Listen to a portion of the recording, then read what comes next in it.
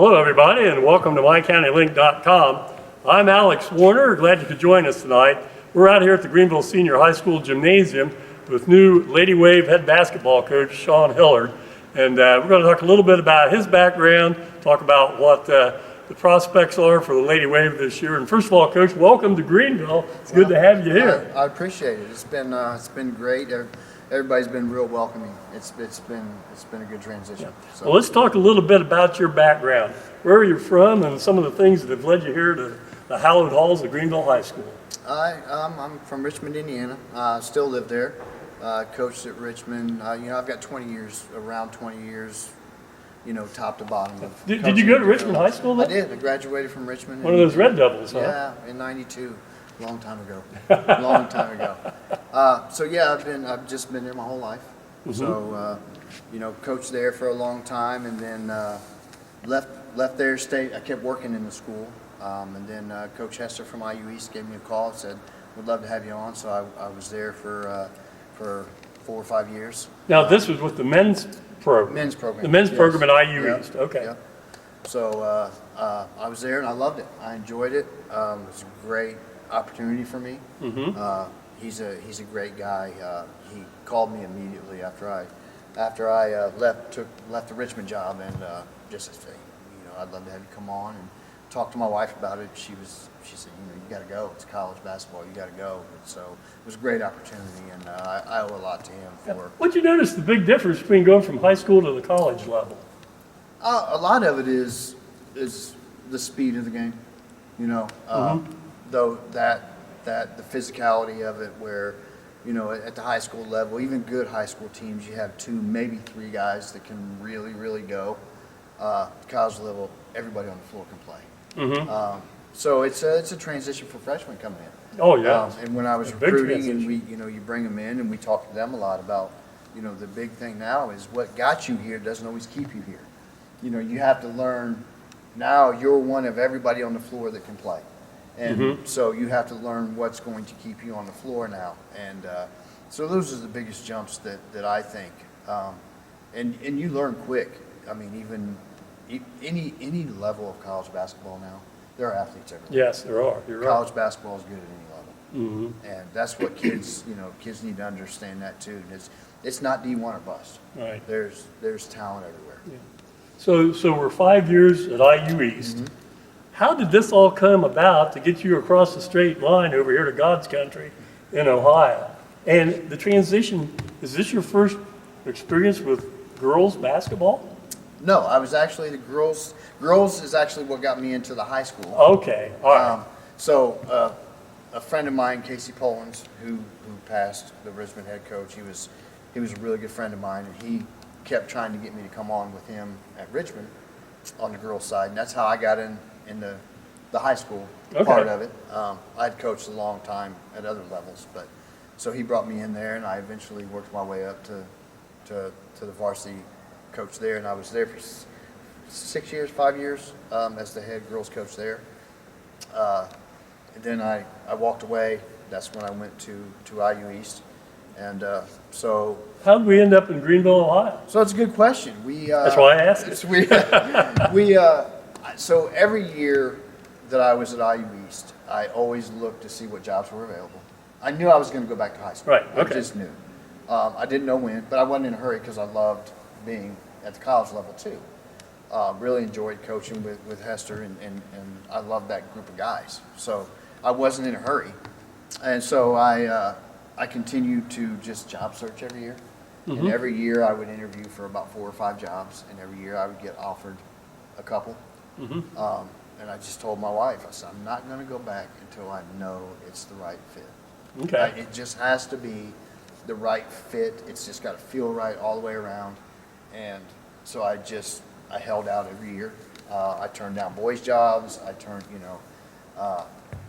And so, people do. They ask me all the time, why would you leave the college level? Well, I enjoy this level because I can do more than just coach game basketball. It's a lot to do. Everything I'm teaching you here also rolls over to real life. You have, right.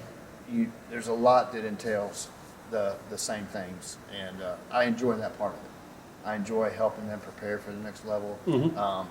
And now, after being at the college level, any of them that are going to go play a college sport, it doesn't even have to be basketball.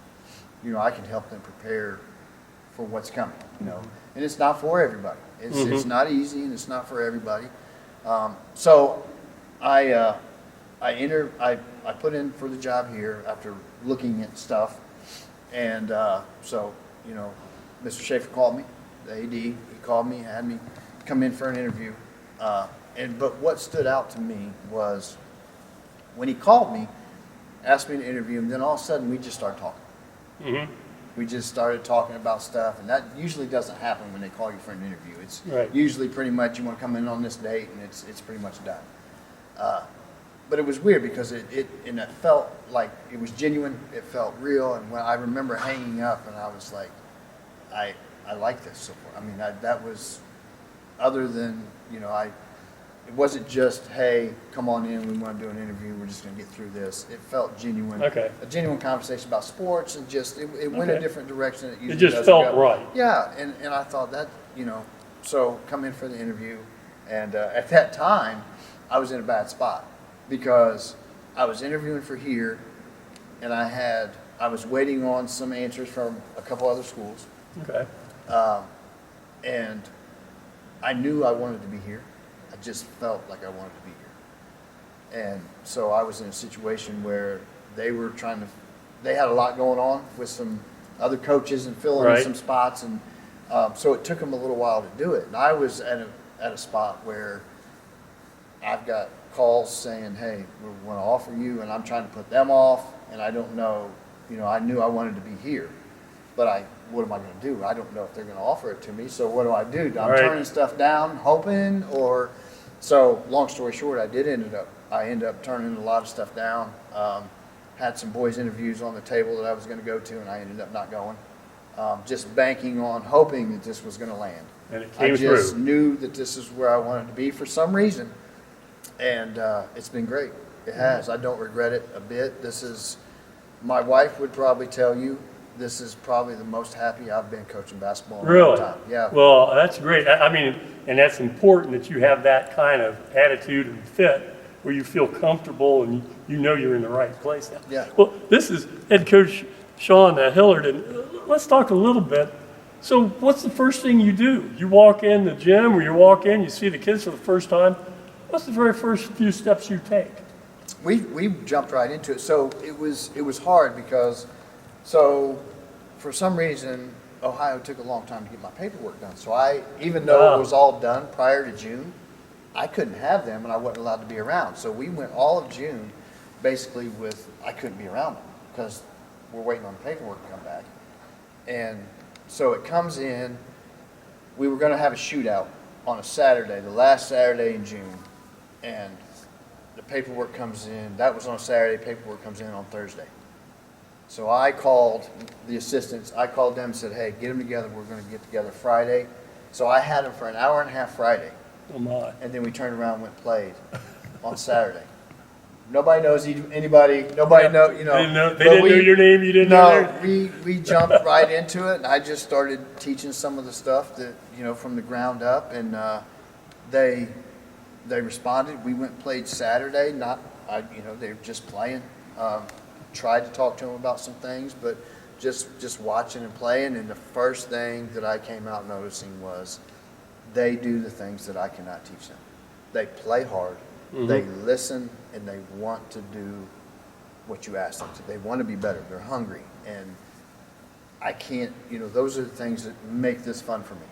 It's Okay. been a long time since I've had it. I mean, when I'm saying they're like that, it doesn't matter who it is. They're the whole group.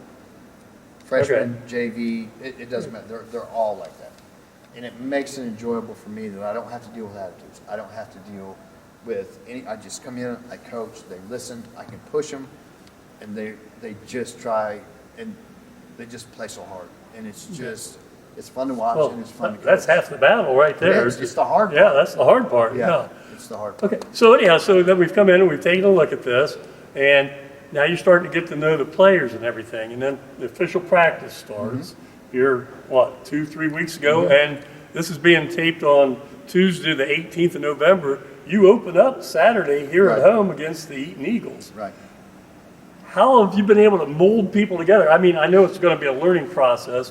What kind of a, offense do you like to run, or defensively, what do you like to do?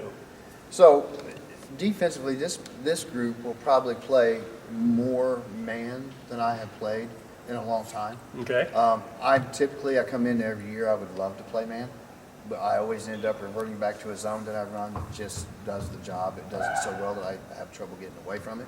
But with this group, I think that we're going to be predominantly man. They do a good job of doing what we're doing.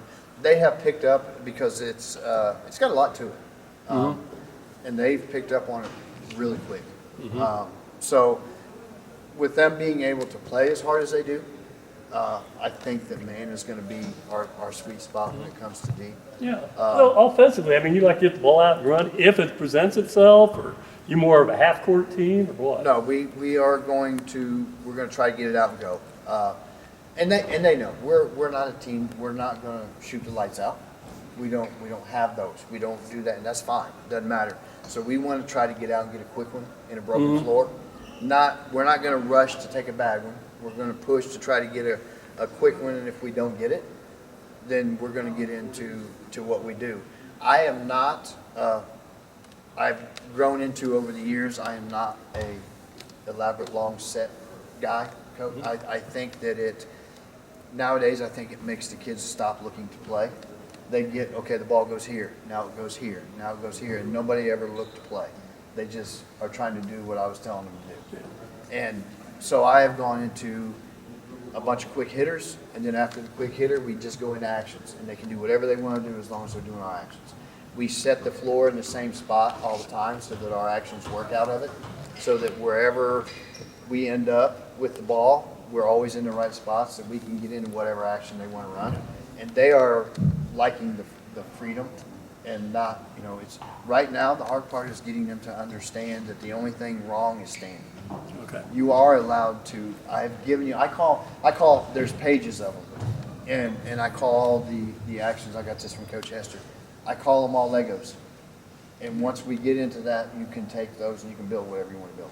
Yeah. And one, you can't scout because we don't even know what we're going to do half the time. We just call it out and we get into it. And they're learning, they're enjoying it. But let's talk a little bit. We know you've had a chance maybe to see a little bit about the competition you're going to face over here. Any ideas on teams that stand out? I know you got a Tip City and you got some Troy and you got and Butler, yeah. So, in being just looking at things and researching before I even came over, the teams that you listed are pretty much dominantly at the top. The top. Sydney's another one. Sydney, yeah. We're only picked to win 1 or 2 games in the conference this year, and I think they're going to surprise them. Yeah. But yeah, those groups are what we're as I'm talking to these guys, we're trying to take that. And I said this from the beginning. I didn't come here to build a team. I came here to build a program, and we are trying. I want to build a program, and that's one of the reasons I came here because I feel like you can do it here.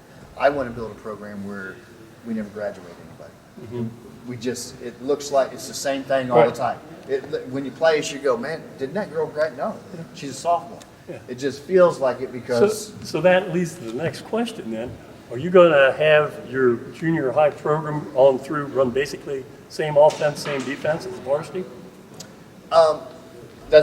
That's what we want. I don't care offensively what you do because we're so wide open. But yes, my junior high are teaching the same principles, same actions. And yes, they're not going to be able to run them at the level the high school is running. But then by the time they get here, at least they know them. They're familiar with them. And we can fine tune them from there. And then defensively, pretty much the same thing. The only thing I ask out of my 3rd through 8th grade coaches is I don't ever want them to play zone. I want them to win, lose, or draw. Just play man. Teach them how to guard. And teach them how to be tough and stay in front. Your junior high staff, everybody's set in place. You have your coaches. Yeah, we brought everybody back. Okay. We brought everybody back. Very good. So, okay, well, hey, best of luck. This is new head coach here of the Lady Wave basketball program, Shane Hillard here at Greenville High School. And I tell you, we look forward to seeing some improvement and things as the year goes on. I And, appreciate it. Wish you I the appreciate best. it. And I think we're going to be fun to watch. glad to have you here. Anyhow, Shane Hillard, new Lady Wave head basketball coach. I'm Alex Warner. Thanks for tuning in here. We're probably going to pick up on this off and on over the course of the year and see how things go. Anytime. Welcome Yep. to Greenville. I Thanks a lot. appreciate it. Thank you. Good night, everybody.